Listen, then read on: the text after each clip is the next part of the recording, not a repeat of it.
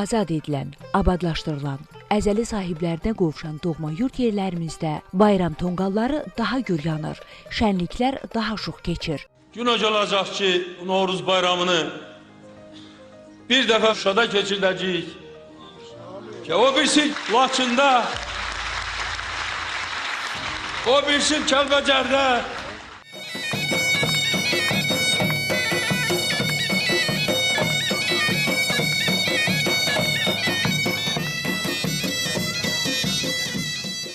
İllərdir həsrətini çəkdikləri ocaqlarına dönən sahibləri bu bayramla 30 ilin nisgilini, ağrısını silib atmağa çalışırlar.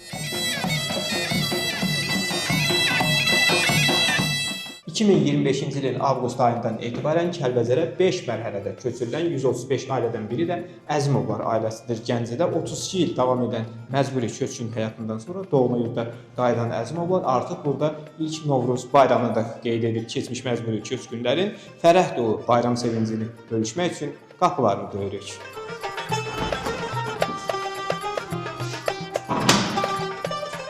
Salam, xoş gördük. Salam, xoş gəlmisiniz. Xoş gününüzə gələk.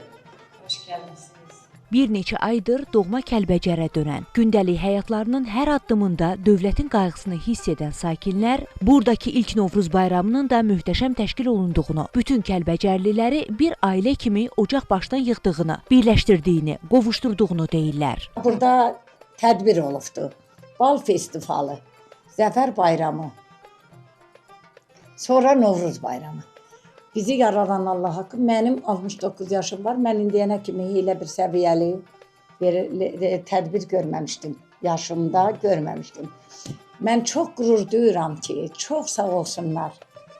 Yenə deyirəm, prezidentimizə, ondan sonra belə gözəl nümayəndələrimizə ki, bizə bu dəyəri veribdi hər kəs. İllərin ayrılığından sonra doğma ocaqlarına dönən Kəlbəcərlilərin sevincinə sevinc qatılıb. Ömrünün ahıl çağında geri dönən ağsaqqallar, ağbirçəklər belə gələcəyə, bu yurdun sabahına böyük inam və ümidlə baxırlar. Yazın gəlişi, təbiətin oyanması isə bu ümidləri daha da çiçəkləndirir. Şükürlər olsun Allaha, çox gözəl, yəni burada da bu şəraiti yaradıblar, yəni binalar, şəraiti çox, yəni heyrətamizdir, çox gözəldir.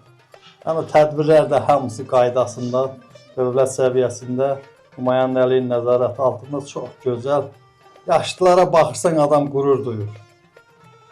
Yaşlıların üzündəki o təbəssümü görəndə şəxsən mənə ləzzət edir. Qeyd edək ki, Kəlbəcərdə istifadəyə verilən birinci yaşayış kompleksinə artıq 135 ailə köçürülüb. Şəhərdə zəruri infrastruktur layihələri həyata keçirilib. İaişə və xidmət obyektləri fəaliyyətə başlayıb. Keçmiş məcburi köçkünlər burada həyatına doğma yurda sevgi, gələcəyə inam hissləri ilə davam edirlər. Və təbii ki, bir də böyük qayıdışın memarına minnətdarlıq duyğusu ilə. Rasim Əziz, Fərrux Qafarov, Ruzanna Kərimli, Aytən Fehruz, Xəzər xəbər.